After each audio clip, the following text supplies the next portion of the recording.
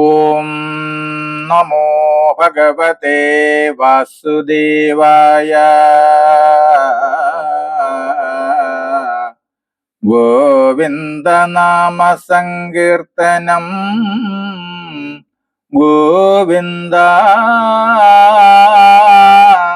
ഹരി ഗോവിന്ദനേ.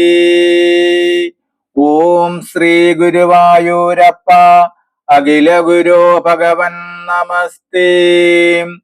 കൃഷ്ണായ വാസുദേവായ ഹരയേ പരമാത്മനെ പ്രണതക്ലേശനാശായ ഗോവിന്ദായ നമോ നമഃ.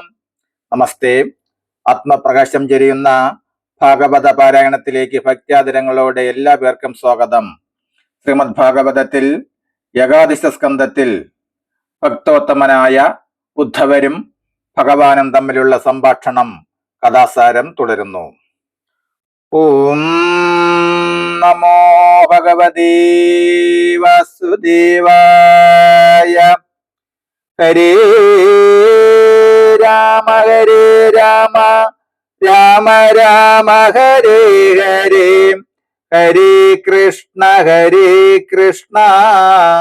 കൃഷ്ണ കൃഷ്ണ ഹരേ ഹരേ. ഭഗവാന്റെ വാക്കുകൾ സശ്രദ്ധം കേട്ടുകൊണ്ടിരുന്ന ഉദ്ധവർ ചോദിച്ചു, ഭഗവാനെ, അങ്ങ് സജ്ജനങ്ങൾ എന്ന് ഉദ്ദേശിക്കുന്നത് ഏതു വിധമുള്ള ആൾക്കാരാണ്? എങ്ങനെയാണ് അങ്ങയിൽ ഭക്തി ഉണ്ടാകുന്നത്? അതിന് ഭഗവാൻ മറുപടിയേകി, പരമകാരുണ്യവാനും സത്യസ്വരൂപനുമായ എന്നിൽ ആത്മസമർപ്പണം ചെയ്ത് ശാന്തസ്വരൂപയാണ് സജ്ജനം എന്നതിനെ ഉദ്ദേശിച്ചത്. എന്റെ നേർക്കുള്ള അചഞ്ചലമായ ദിവ്യ പ്രേമമാകുന്നു ഭക്തി. ആത്മസമർപ്പണത്തിന് പ്രേരകമായി വർത്തിക്കുന്നതെല്ലാം ഭക്തി സാധനങ്ങളാകുന്നു.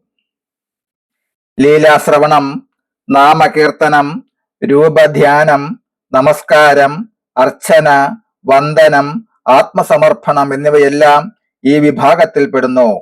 സമസ്ത ചരാചരങ്ങളിലും എന്റെ വാസം തിരിച്ചറിഞ്ഞ് ആരാധിക്കുമ്പോൾ ദിവ്യപ്രേമം പുഷ്പിക്കുന്നു. സജ്ജന സംസർഗം ഇതിന് കാരണമായി വർത്തിക്കുന്നു. എന്നെ തൃപ്തിപ്പെടുത്തുവാനുള്ള ഉത്തമ ഉപായങ്ങൾ ഒന്നാണ് സത്സംഗം. സാഖ്യയോഗങ്ങൾക്ക് പോലും ഇതിനോളം മഹത്വമില്ല. എന്റെയും എന്റെ പ്രിയ ഭക്തരുടെയും സംഘമാണ് സത്സംഗം. വൃന്ദാവനത്തിലെ ചരാചരങ്ങൾക്കും ബ്രഹ്മാനന്ദം അനുഭവിക്കാൻ യോഗമുണ്ടായത് സത്സംഗത്താലാണ്. അതിദിവ്യമായ പ്രേമത്തിന് അധീനരായവർക്ക് എന്റെ വിയോഗം സഹിക്കാവുന്നതിലും അപ്പുറമാണ്. സത്സംഗ ഫലമെന്ന വണ്ണമാണ് അത്തരം ദിവ്യപ്രേമം അവരിൽ ഉളവായത്. അത്തരം ഒരു പ്രേമഭാവം ഉളവാകുവാൻ ഒരാൾ മറ്റെല്ലാം ത്യജിച്ച് എന്നെ ആശ്രയിക്കുകയാണ് വേണ്ടത്. ഭഗവാന്റെ വാക്കുകൾ കേട്ട് ഉദ്ധവർ അദ്ദേഹത്തോട് ചോദിച്ചു, പ്രഭോ, വർണ്ണാശ്രമധർമ്മങ്ങളൊക്കെയും അങ്ങേൽ അർപ്പിച്ചനുഷ്ഠിക്കണമെന്ന് അവിടെ നിന്ന് അരുളി ചെയ്തല്ലോ. എന്നാൽ സർവധർമ്മങ്ങളും ഉപേക്ഷിച്ച് അങ്ങയെ അഭയം പ്രാപിക്കണമെന്നാണ് അവിടെ നിന്ന് ഇപ്പോൾ പറയുന്നത്. ഈ രണ്ടു കാര്യങ്ങളും പരസ്പര വിരുദ്ധമായി നിലകൊള്ളുന്നു. അടിയന്റെ സംശയം ദൂരീകരിച്ചാലും. അതിന് ഭഗവാൻ മറുപടി പറഞ്ഞു, ഉദ്ധവരെ, സർവാത്മനും സമസ്ത സ്വരൂപനമായി യഥാർത്ഥത്തിൽ വർത്തിക്കുന്ന ഞാൻ തന്നെയാണ്. എന്നാൽ ഈ സത്യം മനസ്സിലാക്കാതെ ഓരോ വ്യക്തികളും കർത്താവായും ഭോക്താവായും സ്വയം സങ്കല്പിച്ച് അഹങ്കരിക്കുന്നു. ഹൃദയശുദ്ധി വരുത്തുവാൻ കർമ്മങ്ങൾ എന്നിൽ അർപ്പിച്ച് ചെയ്യണമെന്നാണ് ഞാൻ ആദ്യം നിർദ്ദേശിച്ചത്. ആ വിധം ഹൃദയശുദ്ധി കൈക്കൊള്ളുമ്പോൾ സർവം ഉപേക്ഷിച്ച് എന്നെ ശരണം പ്രാപിക്കണം. ആത്മസ്വരൂപമെന്തെന്ന് മനസ്സിലാക്കുവാൻ കഴിഞ്ഞാൽ ആ വ്യക്തിയുടെ ഉള്ളിൽ കർത്തവ്യമായി യാതൊന്നും അവശേഷിക്കുന്നില്ല. ഈ സത്യത്തെ മുൻനിർത്തിയാണ് കർമാനുഷ്ഠാനത്തെക്കുറിച്ചും കർമ്മത്യാഗത്തെക്കുറിച്ചും ഞാൻ വെളിപ്പെടുത്തിയത്.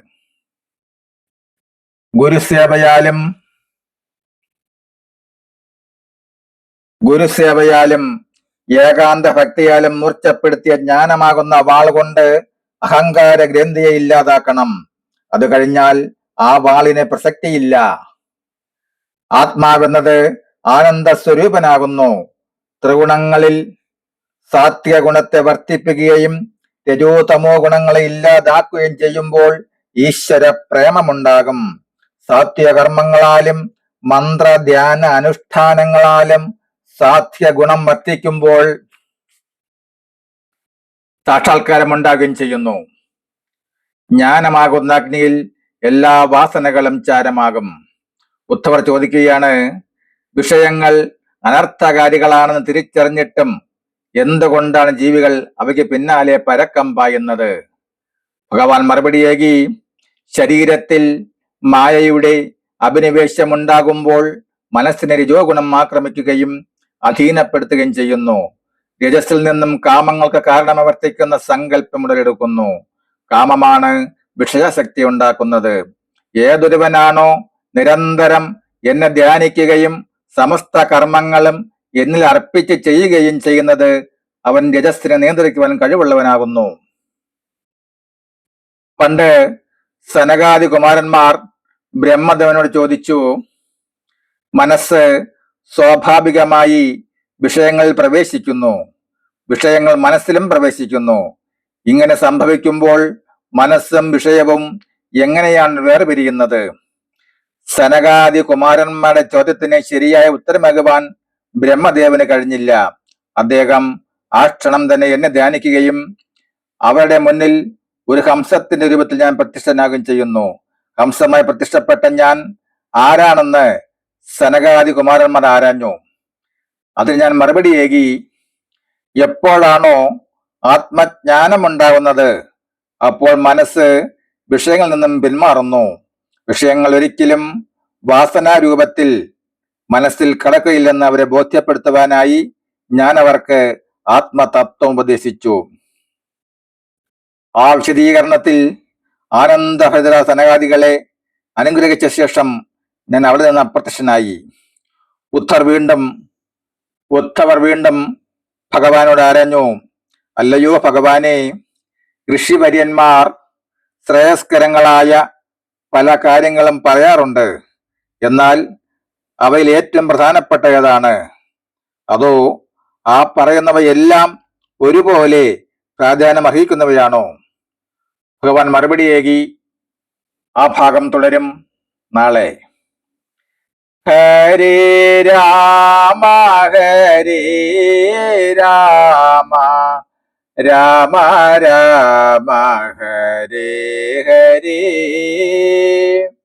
ഹരേ കൃഷ്ണ ഹരേ കൃഷ്ണ കൃഷ്ണ കൃഷ്ണ ഹരേ ഹരേ, ഹരേ രാമ ഹരേ രാമ രാമ രാമ ഹരേ ഹരേ, ഹരേ കൃഷ്ണ ഹരേ കൃഷ്ണ കൃഷ്ണ കൃഷ്ണ ഹരേ ഹരേ, ഹരേ രാമ ഹരേ രാമ രാമ രാമ ഹരേ ഹരേ, ഹരേ കൃഷ്ണ ഹരേ കൃഷ്ണ കൃഷ്ണ കൃഷ്ണ ഹരേ ഹരേ. നമസ്തേ. ശ്രീമദ് ഭാഗവതത്തിൽ ഏകാദശ സ്കന്ധത്തിൽ ശ്രീകൃഷ്ണ ഭഗവാനും ഭക്തോത്തമനെ ഉദ്ധവരും തമ്മിലുള്ള സംഭാഷണം കഥാസാരം തുടരും നാളെ. നമസ്തേ.